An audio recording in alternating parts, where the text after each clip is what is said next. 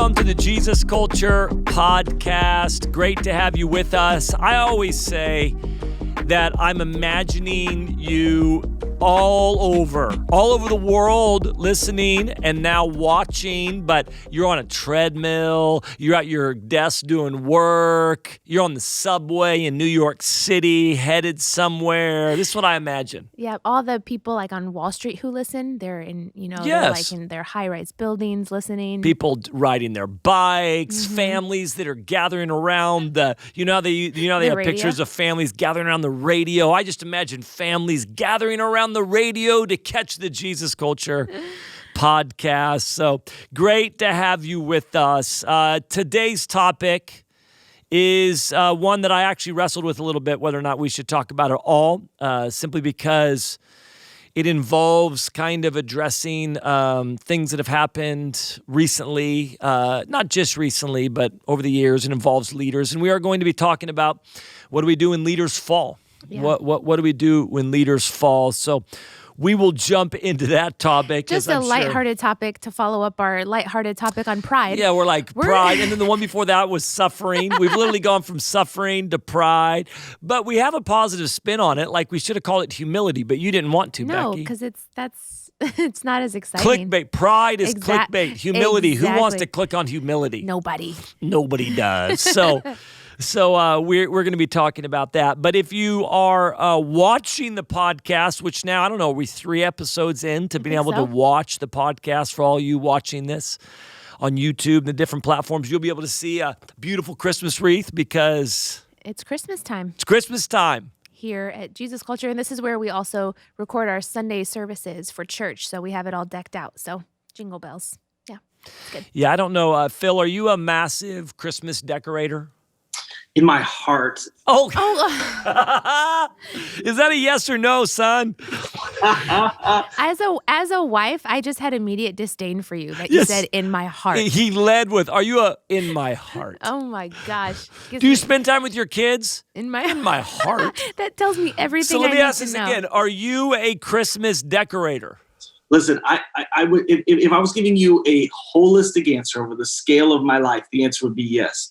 These last 2 or 3 years, we have phoned it in hard on the Christmas decorations, I admit to you. So I can tell that I need to re-up my game next year. See, what Phil says right there is interesting. He says, we.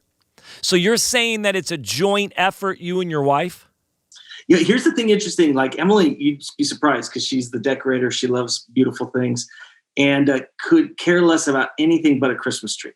Anything else I want, anything else that Christmassy in the house, outside the house, it's all on me. See, that's I don't lead the way. It doesn't happen. See, that's interesting because CJ and I, who, if you've been listening to podcasts at all, you would know that CJ and I have a near perfect marriage. I mean, it's absolutely. It's almost ideal. Yeah. But one of the things we got in a little bit of a fight because I was a little bit edgy with her around the fact that we are driving down our street and my kids have been asking me to put up lights. I so don't want to put lights up. I don't want to do the work of putting lights up.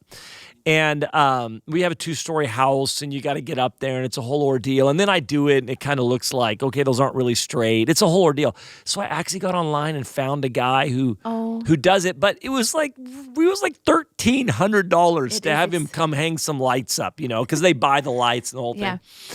So we were driving down the street, and then you've got these neighbors who think they're better than everybody else. Who and the rest of the year they're super kind people, but then all of a sudden I feel like you're trying to show everybody else up with your lights. So we're driving down the street, and my wife goes, "Look at all the lights," and I just kind of was like, "Dude, I can't be solely responsible for why is it my responsibility to have to hang up lights?" And it led to a conversation that there's just this unspoken. I don't know if you have this in your home, Phil or Becky, but there's an unspoken rules and responsibilities of that's the wife's role, that's the husband's role, that's the man and the woman's role. And so in my family, it totally full on is like, yeah, that's the man's role to hang. My wife does all the inside stuff. Like, yes, if it's outdoors, you should be hanging it. And the fact that you didn't hang it, your kids are disappointed in life. We all are, actually. Banning, our podcast editor, Justin, who goes through our audio, I can guarantee he could go through the last 9 years of podcasts and pull audio of you saying this exact thing at Christmas time, every but- December. So you have let them down. You don't hang up lights. You're a horrible. But here's the deal. Do you feel that that's a man's role to hang up lights? Who made that the man's role? You want CJ to get on a ladder and get up on your 2-story house. If you only knew that when she was pregnant with our first child, I had her up pregnant God. on You better more not like say that. 22 or 23 years old, right? So just to be fair, we've been married 23 years. But in our early part of marriage, I totally think she was up on, on the like pregnant, putting up lights. She wanted them so bad, but there's no, like, we follow the Bible. The Bible is the authority in my life. It is the guidebook for my life. Nowhere in Scripture does it say. It's in there somewhere. I feel a little bit bad because I'm definitely the neighbor that's trying to make everybody feel bad.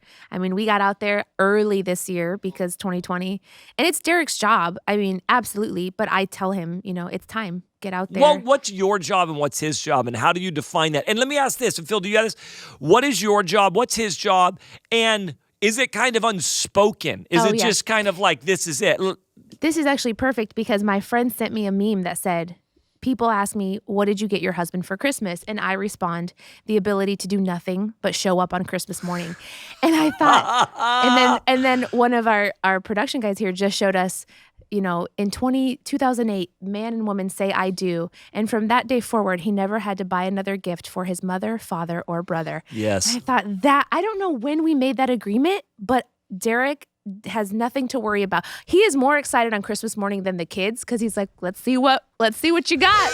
Let's see what you got in there. This is where we're a little bit different. I buy every gift. No. Every cousin, every child. By the way, Christmas 2020, all the way done. It's in my, This is amazing. Phil, you're an anomaly. This is amazing. Guys, this is also, we're recording this on December 10th, just to give some context for this thing, Phil. 15 days out. But see, this is what I'm saying. So it's not just anomaly.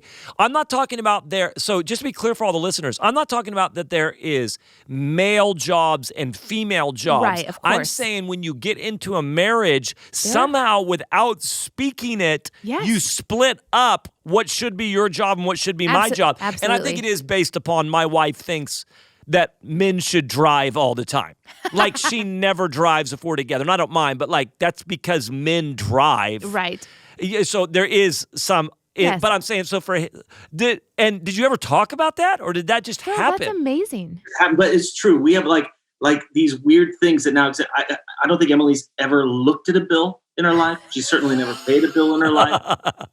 Emily will literally let the garbage build up while I'm on a trip. Oh, that's the worst. And then I'll come back and I'll take it out. Now, but before I make Emily look bad in any way, because too late. You've done this multiple times on the podcast, but she doesn't listen. Anything that requires a tool is my wife's job. My wife is 10 times handier than I am in everything. Anything that requires any form of tool or machinery she uses. That's amazing. But it is true. We just have these roles and it's just how it is. I didn't know that I was becoming the gift giver. It's better that way because he's not great at it anyway. But yeah, absolutely. Garbage, I let pile up just because that's Derek's job. I don't have to worry about that. I don't know when the garbage goes to the road. I don't know when it's full or not. But you never sat down and had that conversation. No. You just this is just how it is. Absolutely. Yep. Here's the problem. Sorry, the best part about the garbage stuff is even sometimes Emily will leave it outside and raccoons will get at it. You can't let wild animals get to the garbage while you're waiting for me. If it needs to go out, you just got to get it out. They have. I think that when you get married, you just have assumptions and it's probably how you were raised, right? Yeah, well, sure. Of course, the dad pays the bill, the mom doesn't, or the mom does this or whatever else. But I have been competing with CJ's dad. I don't even know if I've shared this on the podcast, but I've been competing with CJ's dad my whole life. 23 years. So the fact that I don't drive a truck or have many tools. You bought your first drill this year. I have more tools in quarantine now. And she's actually okay, finally I married a man. But so the fact that I don't drive a truck is she's just lived with. I've accomplished some things in life, so she has some respect for me. Planted a church, built a movement. I've accomplished a few things, so she has a level of respect for me, but not having a truck, she had to get over that hurdle. But what she always, this is the one thing, men always drive. Yep. And they don't ever complain about being tired on trips. They don't ever pull over. They don't need sleep. They power through. But the other thing is men are good at directions. So I've always been measured against her dad when it comes to being able to get somewhere. And so and I'm horrible at directions. Like I am directionally challenged. And then just about a year ago, so her dad and then her grandpa, her papa, she was close with both of them, and they worked together. So they used to drive for their work. They owned a business. They drove everywhere. And just last year, we found out that her dad is actually horrible at directions. And she never knew. It was her grandpa that was great at directions, Oh but my her gosh. dad is horrible at directions. And I have been living. I have been measured big deal. against a false standard. I felt redeemed. That was a big moment for you. I'm happy for you. Thank Listen, you grew up, do you measure, do you guys find yourself measuring your spouse against your parents? Absolutely. Yeah, for sure. What did your dad call you, Derek? Oh, yeah. Piano hands? Piano hands. So my dad was a mechanic growing up. He's retired now, but really he just came and visited. We've been in our house for about 3 months. He fixed more things in the 9 days he was here than Derek's fixed my entire marriage. He fixed every single door there was doors that got stuck in the jam.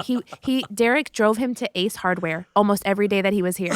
Derek would get up and my stepdad would be ready with a list. He fixed like a headlight. I mean, it was so And the funny. whole time, did you find your respect for Derek going down? Yeah. And so when I first started dating, 15 and 17, he shook Derek's hand and he said, "Where are your calluses, piano hands?" So they called him piano hands. Oh, that's amazing. This is what it's like. My brother-in-law, who's one of my closest friends, is good at everything. It's just so painful. And anytime Emily needs anything done around the house that she can't do, she calls Chris. And sometimes, like now that she starts to call him before she even tells me, pain in my spirit. Right. It's like earlier in our marriage, she knew I couldn't do it, but at least she came to me. At least there was that place of honor for me. I'm like, well, you should call somebody else. Now she just goes straight to her brother-in-law. Yeah. So, Well, I've gone up in my wife's book now that quarantine has hit, and I've got a tool belt and all that type of stuff. So this is good news. This is fantastic news. Hey, we're actually going to be having a conversation on the podcast today in regards to what do we do when leaders fall. Obviously, I'm not trying to be vague or general. If you live here in America or even outside of America, recently, and this is all public news, and I'm not even. I'm gonna stumble about for a minute because I want to have this conversation today more general than specific. I'm not interested in talking about certain men or women. Or addressing certain situations. I do want to address some culture that's in the church, I think. But part of why I want to talk about this is I'm afraid that we don't know how to respond when leaders fall. I'm afraid we're not actually dealing with it. Yeah. And I'm going to talk about this, but sometimes I think a leader falls and then it's just all like, oh, that's okay. We're all human. It's all, da, da, da, da, da.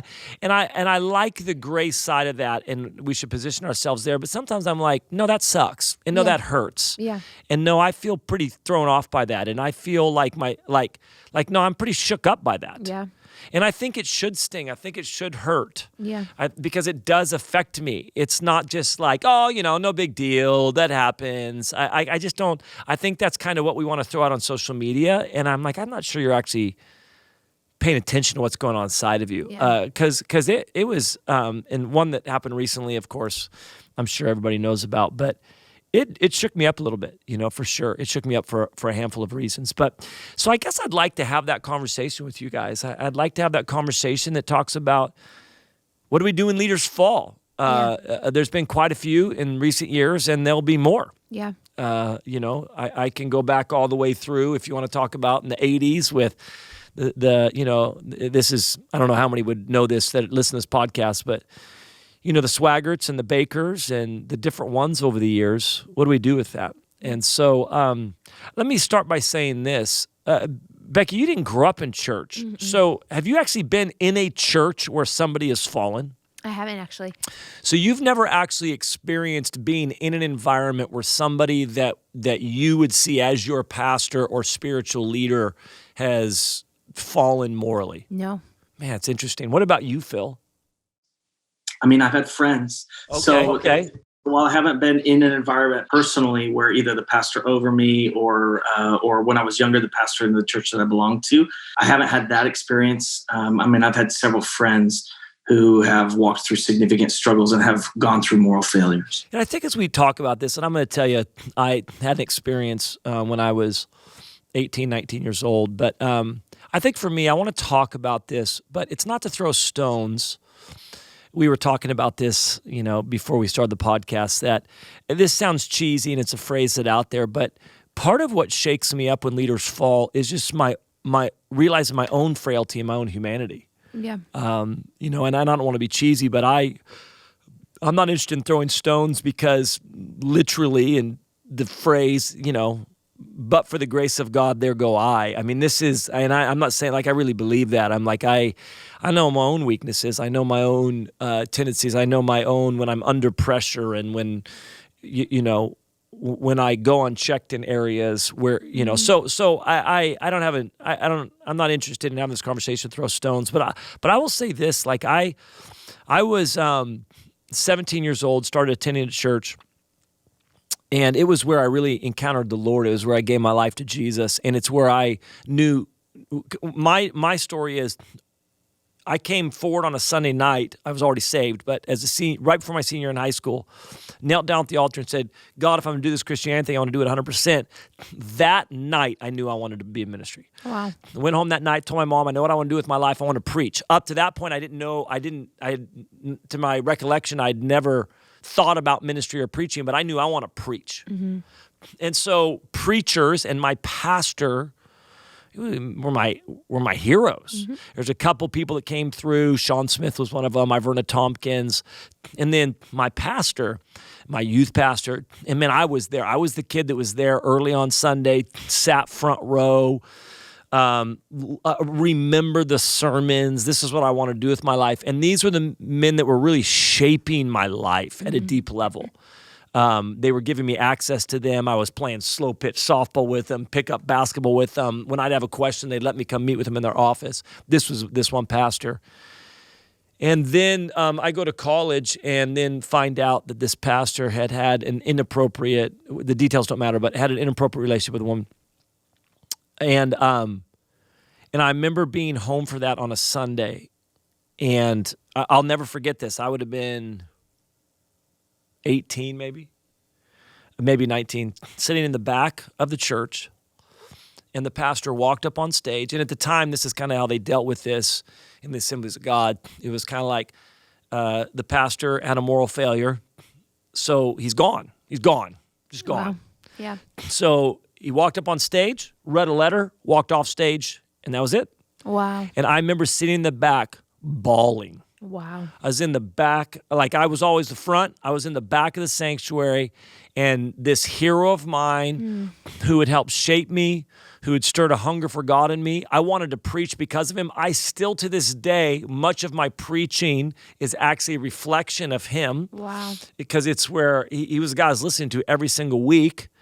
I used to, I don't do it anymore, but he would read scripture and then pray. He wouldn't even, so I did this for the first 15 years of my preaching. He would say hello, he would read the scripture, and he wouldn't say pray. He would just finish the scripture, and then he'd begin to pray. Father, as we come today, we're just asking. And then he would go into his sermon. He wouldn't say amen. Mm-hmm. He would just go into a sermon. I did that. I replicated all of that. Wow. So this was a guy that I was playing basketball with and all this type of stuff. And it shook me, man. It was hard. Yeah. It was hard. And I think sometimes in this process, it's just hard. It is. Again, and I know, well, we shouldn't idolize people and we shouldn't put them up on a pedestal and we shouldn't. But I'm like, yeah, I'm not going to walk around jaded, though, thinking you're going to fall. Right. Like I don't have you. Maybe I don't have you on a pedestal, but you are a hero of mine. Yeah. You help shape me. You help mold me. I'm not going to sit there and go, well, you could fall at any time because you're human just like I am. Totally. No, man, you're a man of God who has influenced my life And it shook me. It was really, really hard. Yeah.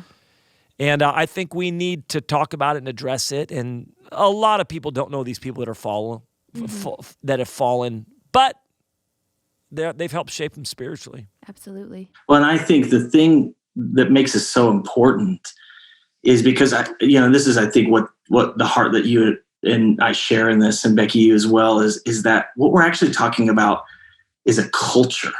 Mm-hmm. I actually think when you look at the history of the church, there's always been struggle, there's always been sin, there's always been leaders who've made a certain number of mistakes, but something is happening in our culture right now over the last 50 years that has never really happened in the history of the church before, about how many significant leaders are struggling in the ways they are. And I believe it is actually a direct result of a sickness that gets attached when we attach the gospel to a celebrity culture. And I think because we're not really willing to own this thing that's happening, because the dysfunction of the thing that's in front of us, then it's just like a cycle that's repeating itself over and over and over again. And let me be, just like you said, Banning, I'm not here to throw stones about any of the men recently who have fallen, or even as we look back on the history of this. I have no stones to throw outside of the grace of Jesus. I know the wickedness in my own heart.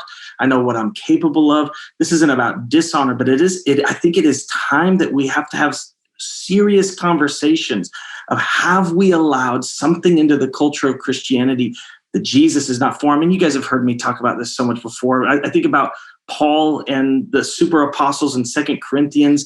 And I'm just wondering, have we normalized something that should have never been more normalized? And it's actually in the normalizing that these kind of problems are taking place a little before. Because even Banning, like you, this, Becky, we got started a little bit before you did. But man, when I gave my full life to Jesus, there was no thought of being famous. There was no thought of being known. I didn't know. That was not an option for me. My heroes were unknown people who spent their life on the beauty of Jesus on the mission field. Ministry wasn't a road. Ministry wasn't a road to fame and wealth. Yeah. I think that there were some outliers out there, but yeah, worship for sure wasn't. Absolutely. Phil, maybe this, because I actually want to go the direction that you're going. I actually want to talk about that, but I think that that's part 2 for me. I think part 1 is, I would love to hear, because I do want to go where you're going and don't want to cut that off. Yeah. I would love to know, what's a healthy way to respond when leaders fall? Yeah. What should be our heart position and our response? What's our stance when leaders fall with this stuff? Becky, since you've been following the Lord, how many people can you remember that maybe fell that kind of was startling? Yeah, they would be the ones that were in today's world with so much social media and televised pastors and preachers. So the ones that I was watching. Since there was actually one at my time at Bethel, a local pastor that was involved in our school of ministry that had an inappropriate relationship. Yes, that's exactly right. So he was not my assigned pastor, Yep. but he was an assigned pastor. And that was my first experience. I was 19, and they got up and said what had happened. And, that man was going to go seek healing and counseling. And, man, I had no idea where to put that. Coming in as a new Christian, I was shocked. I definitely thought, that doesn't happen to people in ministry. That happens to all the people in my before Jesus life. Like, whoa, what happened? And so it was scary and confusing. And I was just so shocked. I could not believe that had happened in my young view of people. That was probably my first time where I started to go, oh, okay. It's that tension Banning. They're not, we don't want to put them on pedestals that they're perfect. They could never fail. But I don't want to walk around going, yeah, at any moment, you wicked men can, men and women could have a mistake. But it was my first time going, oh, church leaders are humans. Okay. That is, I need to introduce that into my worldview of the church. But since, being in ministry myself, I think there's been about 5 known pastors and leaders that have. Any that you have actually considered to be somebody that's fed you spiritually? Because here's the problem that we're running into as well. There's a ton of people that we know about. Like, well, yeah, sure, I know them, but I'm not sure I've really drank from the well of their teaching. I don't know if I've really actually had something they're doing shape me at a deep spiritual level. Yeah, a couple of years ago, it was someone I had invited to my city youth conference. Yeah. My first time that I got to pick who was going to come speak. There was this guy I had watched a couple of his sermons and was really stirred, and I thought he felt dynamic, and he had a past like mine. I saw so much of my own upbringing, grew up fatherless, and he had this, amazing gift, and it was this thriving church. And so I said, let's invite him out. You didn't know him, so that was even a big deal for me. Awesome. Yeah, and you said his night at my city was incredible. Yeah, it was incredible. And so he kicked it off, and I felt, I definitely, felt a level of, he has shaped parts of me, and first conference that I got to invite someone, and we invited him out. And then his story's turning out beautifully too. Yeah, and I do think this is one thing that we're going to get to is that the fall is nowhere near the end of the story, and there can be really beautiful, beautiful redemption. If there's repentance and brokenness, there can be real redemption. Yeah. But that's interesting. So I had dinner with him, that night. Yeah. And then about 9 months later, it came out that he had had an affair. And man, thankfully, I had a good community to process that through, because you're right. What the temptation, especially for me, was to go, no big deal. That happens, right? The temptation was it is a big deal. Exactly. And I had to let you actually were great at giving me permission. Like, that hurts, and that's really confusing. And how do you feel about that? And let that process out, because I think there is definitely something that wants to sweep it under the rug, or as long as it looks good on Instagram, it's all good, right? Because as public ministers, whether you pastor a small church or have a huge following on social media, people are giving you their trust. Yeah. At the end of the day, they're saying, I trust you with my spiritual life. And when trust is broken, that's a hard thing. And it makes you just question everything. I thought, was it ever genuine? And now then I'm fighting, looking at every single person like, are you hiding something? Yeah, which I refuse. Yeah, Right. well, no. But you have to make a real choice. Like, I'm not going to get jaded. That's the thing. Like, well, don't put them up on his pedestal. I'm like, well, they're not up on a pedestal, but I definitely have a lot of respect for them. I definitely trust them with my spiritual life. Phil, what would you say? What would your response be to? And then I want to get into the culture piece that you were talking about. What if we've got people sitting with us right now, listening, watching, and I would first say this: we need to be honest that this does hurt. This does sting. Yeah. This is an issue of trust has been broken. You've asked me to trust you with my spiritual life. You have come, and I've allowed you to come influence me. This feels like a betrayal of trust. I think it's good to validate that, because I'm surprised at how many people aren't. They've walked away from the church because of pastors having moral failures. I again, not coming from a church background, people that I know now, there's so many people I encounter who say, I used to be a part of a church until my pastor, And I think we have to be able to say, here's the deal for me. I think we have to be able to say, no, it hurts, and I do feel like trust was broken. But my ultimate trust in Jesus has never been broken. I mean, eventually you'll get back to this point, hopefully, that says, oh, well, I wasn't looking to them to be my savior. Like, Jesus has never let me down. Yeah. And that people are, but I do think we blow over it sometimes. It's interesting for me. It's like, and this is why the social media world is so weird. I mean, I see people that are, whatever, have left spouses or whatever else, and everybody's like, oh, I'm sure it's so hard, and da-da-da-da, and I'm like, no, stop this. Like, we need to be like, no, this sucks, this hurts. Like, what's, we have this, like, social media just kind of, I don't know what it is. I don't know how to describe it, but it just doesn't feel real. It's fake, and it's like, come on now. But we're gonna have grace. We're gonna do all that type of stuff. But I do think we have to stop for a second and go, no, this should sting. This should sting. And if this doesn't sting, maybe I'm not really being honest. But Phil, what would you tell people who, when a leader's fallen, how to position their life and respond? Yeah, I think, I think there's so many factors to this, but it's one of those things that we have to hold the complicated nature of it, because if we try to oversimplify then I think that's actually the places where we get into the problems. And one thing Christians do all the time is, right, in essence, we're talking about how do we handle this like conviction in life between grace and truth. I mean, we could put different words around it and we could get more nuance, but we all hold this tension. And what I find that people do is they do this really broken thing where they basically just kind of meet them in the middle and go, well, I'm gonna to hold this tension, I'm gonna live a little bit grace and a little bit truth, rather than realizing that actually the mystery of the kingdom is that to hold grace and truth together is not to minimize them. It's actually to believe in both of them to their fullest extent. And I think when it comes to pastors who walk in these kind of moral failures and when leaders come to these struggles, I think the truth is the first thing we need to recognize is that leaders really are called to a higher standard. And there is a holiness code that if you do not want to submit to this, you should not be in pastoral ministry. And Paul says this incredible phrase, right? He actually is talking to people that goes that somehow in my suffering, I am making up what is lacking in Christ's afflictions towards you. It's this really weird verse. There's nothing lacking in Christ's afflictions. What he's actually saying is what you don't yet understand about Jesus, you can find in my life. It's the crazy role and responsibility and honor and privilege of being a pastor. But it does mean that as a leader, I have willingly submitted my life to a standard that matters. So I think it's one of those things that we have to not let go of the idea that leaders are called to a higher standard and that when they fall from that higher standard, it really hurts us. Now, in other response to that, right? Well, and can I say this real quick? I'm going to keep interjecting. I apologize, but what you're saying there, and I think this is important in a social media age.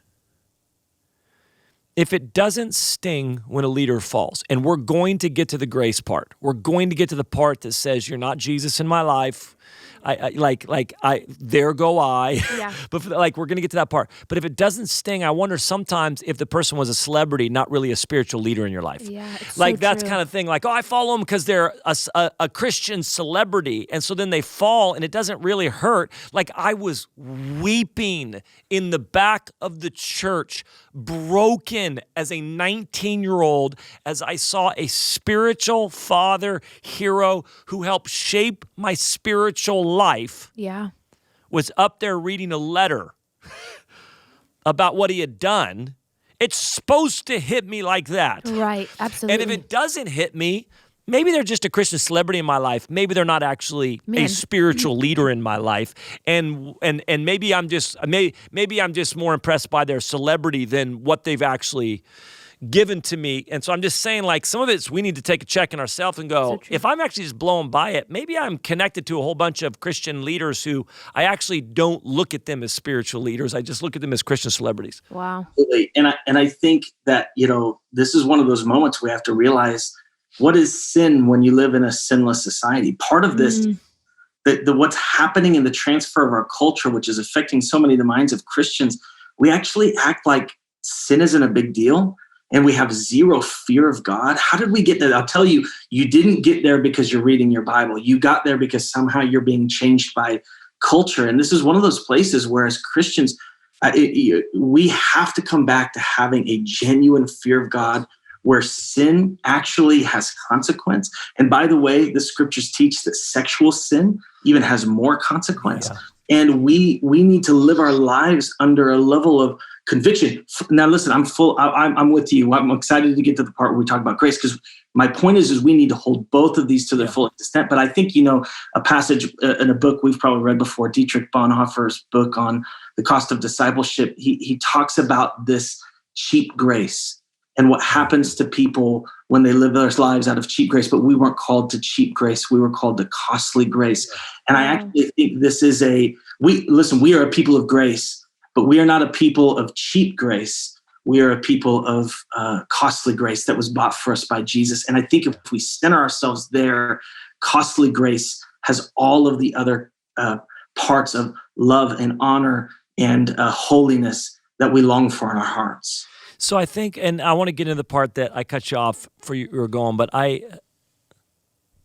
think our first step has to be, wow, I feel a little angry at that. I feel hurt by that. I feel a little betrayed. And if I don't, Maybe it's because they weren't really actually a spiritual leader in my life. They were just a famous celebrity that I knew, that I followed. But you have to be able to bring that to God. You have to be able to bring the betrayal of trust. You have to be able to bring the hurt. You have to be able to bring the anger if you're angry, and the disappointment, the confusion. If you're not honest about that stuff, you can't bring it to God. We've talked about this stuff. God can't heal what you're not honest about. Mm-hmm. And so, Lord, I am. And when you go to him, I mean, you're going to very quickly find that he's faithful, that he's good, that he is your foundation, that he is your rock, that my foundation is not man. Yeah. My foundation, I am not completely shook if man is shaking, because ultimately my rock is Jesus. But I do think we need to be open and honest about that. And I think I want to give people permission to do that. Not to lash out at somebody, but to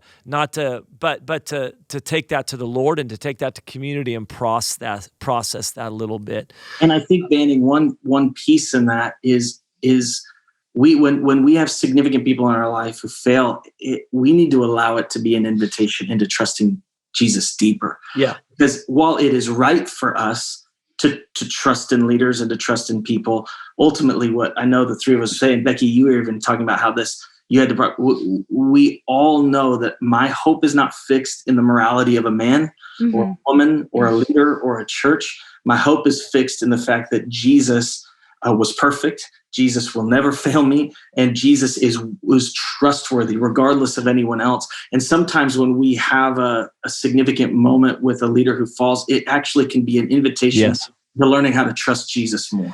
And that's why when you say some people have left the church, and I don't know if you're talking about Christianity or whatever else, but yeah, sometimes we realize, I wasn't anchored. Absolutely. Can you want to talk about the culture piece, which I think is really intriguing, and I'd love to hear your guys' thoughts as a youth pastor right now. And we just say it. I think no matter what, if you're in small town, middle of Nebraska, or you're in Los Angeles, for youth ministry right now, there is definitely. Come on, where's the small town, middle of Nebraska people? We love you, small town, middle of Nebraska. I'm from small town, middle of Indiana. Small town, middle. I love it. But there is the with youth ministry, especially, I think there's just this focus on, I feel like in quarantine, all of the youth pastors and youth ministries I'm following and watching are like talking about influence. We got to build our followings online, because that's now where kids are, and it's about that.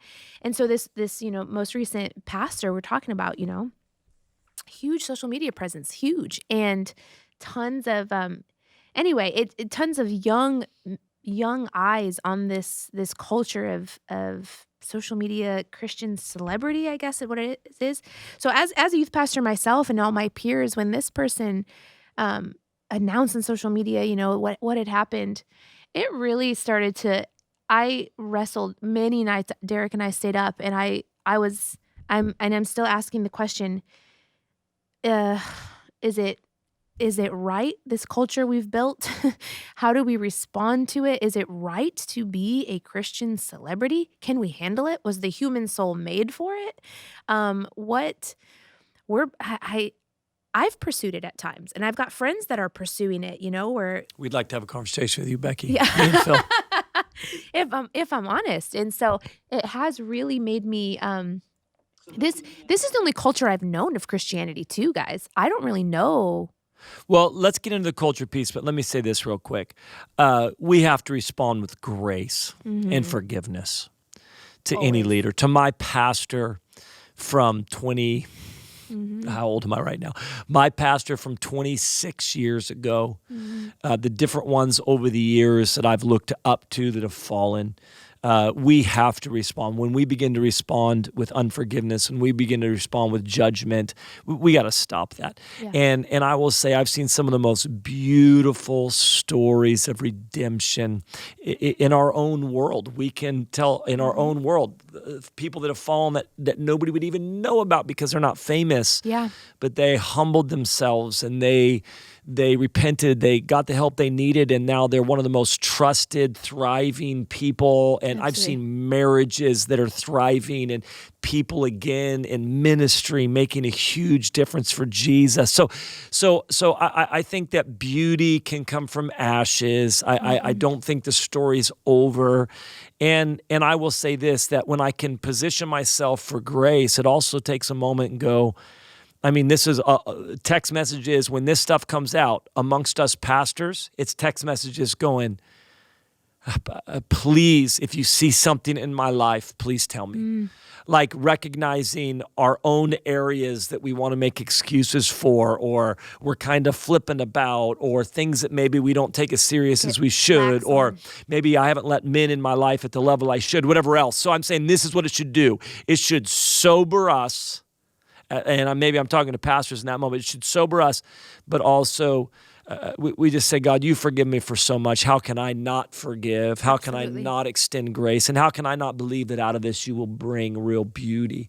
And so that's the position of the heart with that thing. When it comes to culture, Phil, you started this conversation. I think that when it's talking about social media influencers, and I have a lot of thoughts around this thing, but the culture, and I think for me, it's not just should we or shouldn't we? It's what we're impressed by. It's what we're applauding. Yeah. It's what we're promoting. It's that type of stuff. But Phil, you were going to talk through some of that. Yeah, and listen, I think there's nothing, getting famous or not famous is amoral, right? It's not moral or immoral. Like, it's just going to happen to some people. And we live in a world where you can really choose to not do a whole lot, and you get in the right place at the right time, or certain circumstances happen. So I just want to be really clear. The idea that somebody gets well known is not something we're against in any way. I mean, may God highlight the right people, and may they have an incredible voice. Or the fact that God is calling people to be in the celebrity world. Yeah. Listen, we are friends with much of that world that is in that world, discipling and reaching famous people. I love it. I'm grateful for it. I love that God has placed in the middle of that world believers who love Jesus, have a heart for the lost one.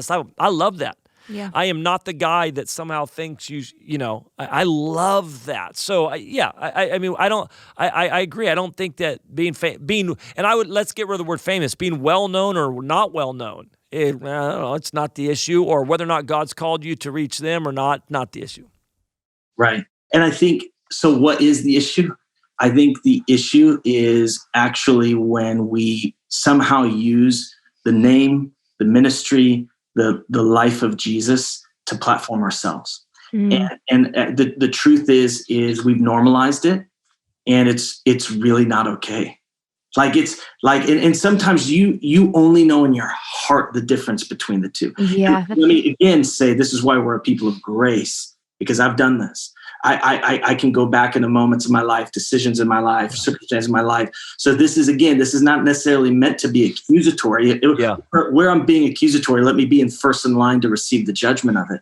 But what I am saying in terms of what is true and what is not true, we have said there's this way in Jesus where I want to give Jesus glory, but give me a little bit of it on the side. And we've bought into this part of celebrity culture that turns the camera on ourselves and actually turns the influence on ourselves. And listen, guys, I actually think one day we'll stand in front of Jesus face to face, and we will weep because we robbed something that only belonged to him, and we perverted something that was never meant to be perverted. And I will tell you this, as a pastor, I absolutely play a part in this culture.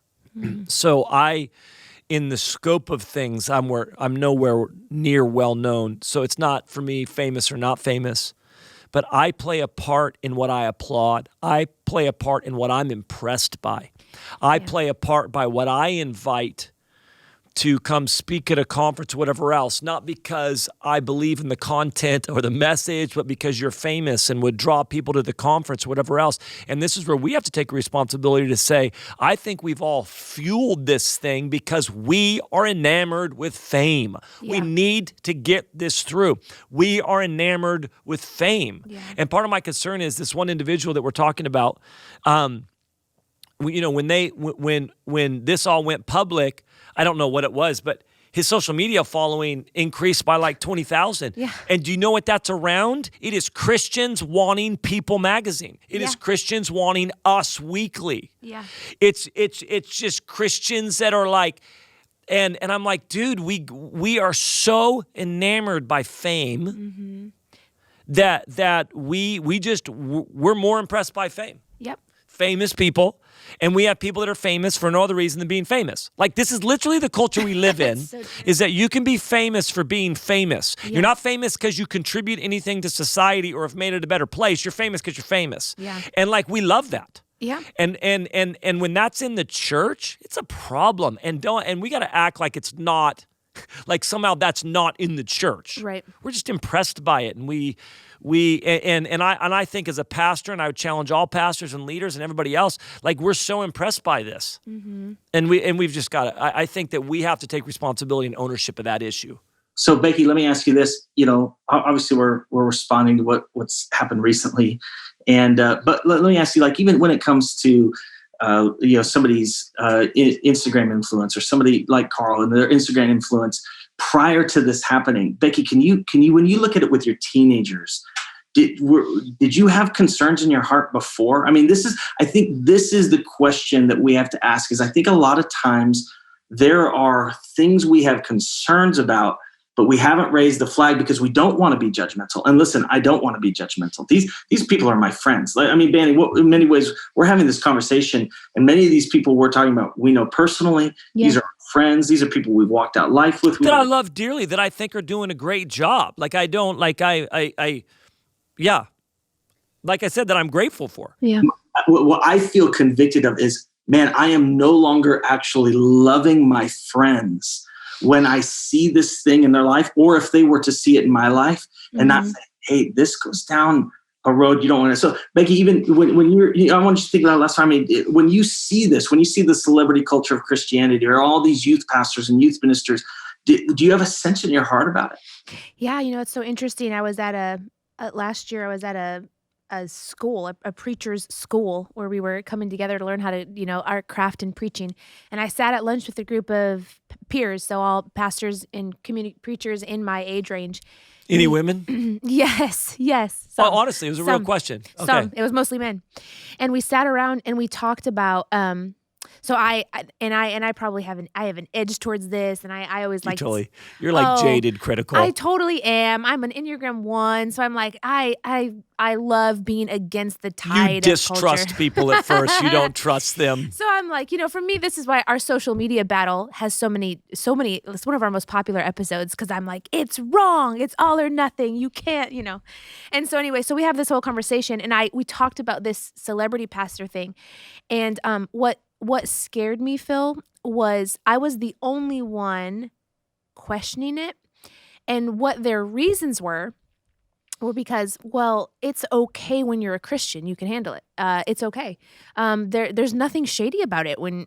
These are Christ followers. They're there's, look at all their friends, and they're doing ministry together. And why, that's what we should be doing. We should be redeeming this social media world as Christians, and it needs more holiness on people's feeds. And I'm like, what about when it's too much? Or what if that is putting pressure on people? Or what about when it turns into, I've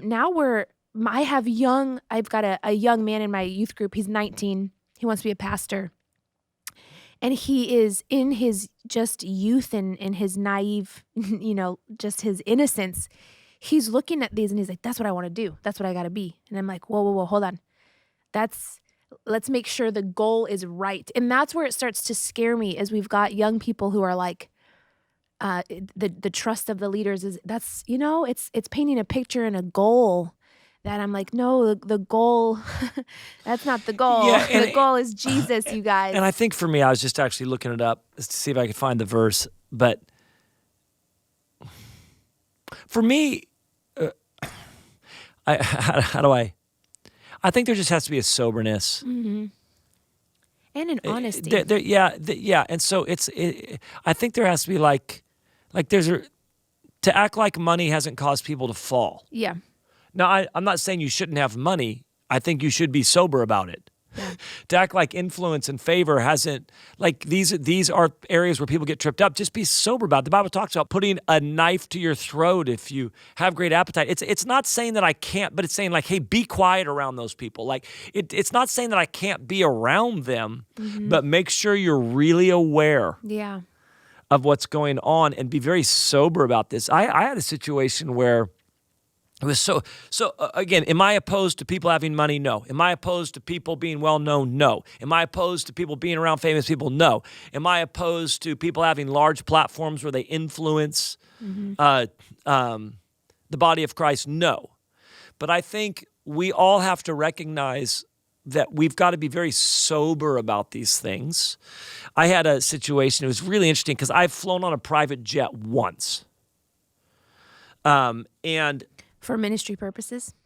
Period. I guess I flew in a little tiny airplane once, so that didn't count. But this time you did it. So I got invited to go speak. A friend of mine, he's got a significant church, and he called me because they were about, it was like Sunday night. He got a hold of me and said, hey, our conference starts Wednesday, and the speaker is in the hospital. Can you come speak Wednesday? So you were back up. Yeah, I was totally back up. But I got a free jet ride out of it. But, anyways, I had a board meeting Wednesday morning that I couldn't change. And so I said, dude, I looked up flights. I'd love to come. I can't get there in time because there's no direct flight. He goes, hey, I know somebody's got a jet. If I fly a jet out there, will you come? And I was like, well, I mean, if you want to fly a jet, sure. So they send a private jet out, and I brought a friend with me, and I'd never experienced this before, but it was incredible. Like, it was I can't imagine. Incredible. Like, you drive up, you get out, you walk on. The next day we flew home, and like we were 15 minutes late to getting there. They wait. Like it's incredible. But I remember sitting on the plane going, oh my gosh, like you can just feel the pull. Now I can't do anything about it. Yep. Like I can do nothing about this, Yeah. right? But you just recognize in your heart, like, Jesus, I don't know what that is, but I really feel a pull to this is amazing. And it's below me to ride on normal airplanes. And I was just very surprised at what was going on in my heart as I was riding in this plane. And am I okay going back and riding in coach? And am I okay whatever else? And that's the soberness I'm talking about. I'm just talking about, like, it's not bad that I flew on a private jet somewhere. It's only happened once and all that. But there's an allure to it. Yeah. And I think that honesty right there is what I feel is lacking, honestly, Phil, is that there's, like, we're not being honest where they're like, I don't care if my Instagram blows up if it's for Jesus. I'm like, you have to be honest. It feels good. It feels good it's just common, teens will delete a picture that doesn't get a lot of likes because it feels good that it's popular. It feels good to have attention. And that is what scares me when in that circle at lunch, we're talking about, being, well-known and different pastors, and they're like, and it's just somehow because it's for the gospel that it's actually for the gospel, that there's no allure, that it doesn't feel good. And that lack of honesty is what scares me. That really concerns me because I think you nailed something, Becky, about like part of this is what we need is ruthless honesty. That those things, just like Bannon you're talking about, those things do something to us. So here's the great problem. When I gave my life to Jesus, I said, I don't want the world. I want you. I want you, Jesus.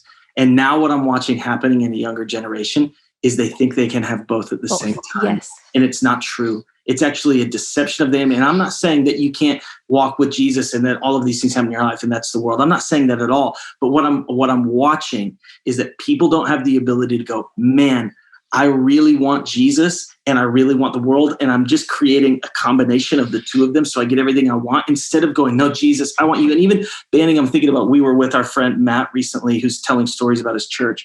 And as he's telling stories about his church, he's weeping over the heart of seeing people get saved in his church. And here's the key. We have to keep our heart close to intimacy with Jesus in the secret place. Because when you start to drift from the things that really matter in the heart of God, Jesus, Yeah. Jesus is just not concerned about me getting on a jet, but he's deeply concerned about this person spending eternity with him. If we keep our hearts close to what actually Jesus' heart beats for, I think it becomes a protection against these other things in our life. I've got a friend who played in the NBA for years and made a lot of money. I mean, I don't know what he made, tens of millions of dollars.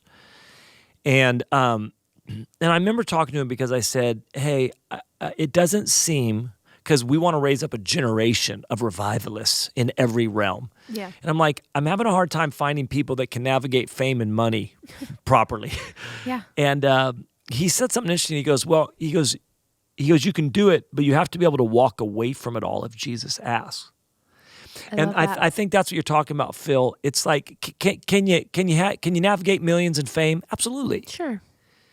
But there has to, and I'm not the guy to judge whether or not you're in this spot or not, but in order to be able to do it, you have to be able to walk away from it all if Jesus asks. Yeah. If Jesus says, I want you to walk away from it all tomorrow, would you be willing to? And that's the scary part. That's the sobering part. And I think for everybody, because I'm sitting here listening, and a lot of this stuff's probably for leaders and things like that. I think my challenge for people that aren't leaders, that aren't pastors, that aren't in this position, you're not having to be sober about, your million Instagram followers. But I think that we all need to create a culture that we are impressed by what Jesus is impressed by. We applaud what Jesus is applauding, and that's on us. Absolutely. That's on us. That's not on the person that has 1 million Instagram followers. That's on us. And I would just say this, be as impressed with your pastor who pastors a church of 200 people. Like, look at that and go, man, that right there is a hero of mine. Not because they're famous, but because Jesus is impressed by them. Let's start being impressed by what Jesus is impressed by. Let's start applauding what Jesus is applauding. And then I would challenge everybody on this, and we can have this conversation right now, because Phil, you're talking about we got to keep our hearts intimate to Jesus. We have to keep community around us. Phil, you've been around long enough. Becky, you are a little bit newer to this game because you didn't grow up in church, but I don't know anybody that's fallen that hasn't had multiple opportunities to repent before they got to that point because God sent people to call them. Because friends and leaders and everybody else came and said, I'm concerned. What's going on here? That God gave them opportunity after opportunity. I've seen this again and again and again, that usually by the time it becomes public, this is not the first time, but there have been consistent people that have been coming saying, I'm concerned. And you have to actually disconnect from community. You have to disconnect and disregard. And so for a lot of this, it's not even about the sexual sin or the moral failure. It is about the independence. Yeah. And I would say this, I don't know anybody that's fallen that isn't dealing with the issue of independence. Wow. That their unwillingness to allow people to speak into their life. Yeah. Their unwillingness to listen to people. And half the time I'm like, it's actually not the sexual sin that got you, it's the independence that got you, because there was grace for that sexual thing as God kept coming trying to get your attention. Yeah, and you walked away from it or ignored it. And I think it's not only the issue in people's lives who fall. I think you're actually talking about the issue that's in people's lives when they don't handle this rightly. We have such a radical love for independence that we often mishandle situations like this. And so even thinking about like what would we say to normal people? I think I have two quick thoughts, and the first is going back to the beginning of like grace. This is why I'm not one of those people who wants to like be a victim as a pastor, like, oh, my job's so much harder than anyone else's, and somehow make myself a hero of my own story in a weird way. But I will say that people do not understand the weight that pastors carry, the spiritual weight, the emotional weight, the responsibility.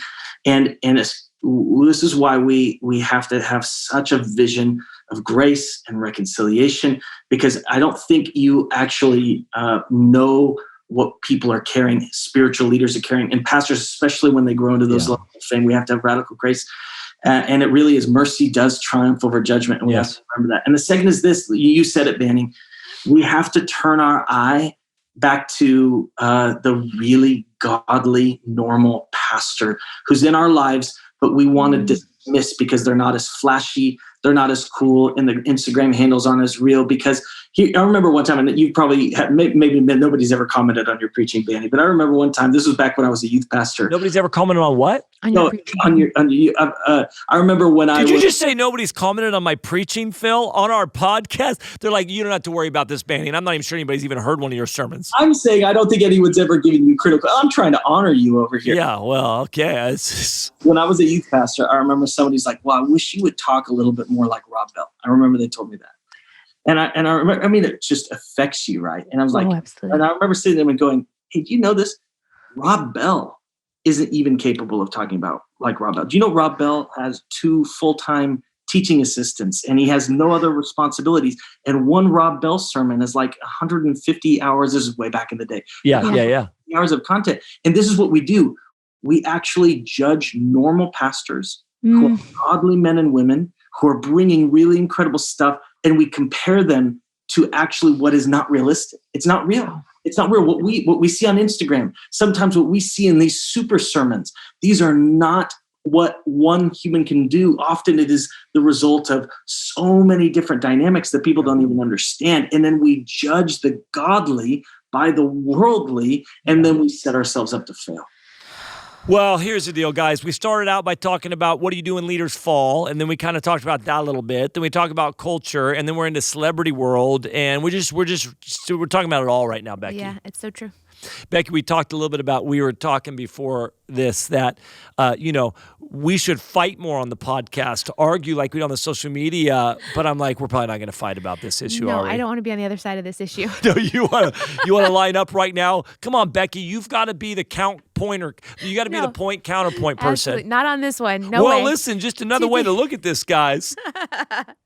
No, not on this one. We'll bring more fighting later on other things that are more legal to fight about. Well, can we kind of summarize thoughts real quick and kind of what you would say is one, I think when leaders fall, and there's 2 types of leaders. There's leaders that are actually in your life, not on social media, actually ones like I had, where it was an actual pastor in my life who helped shape and mold me, who I listened to every single week in person.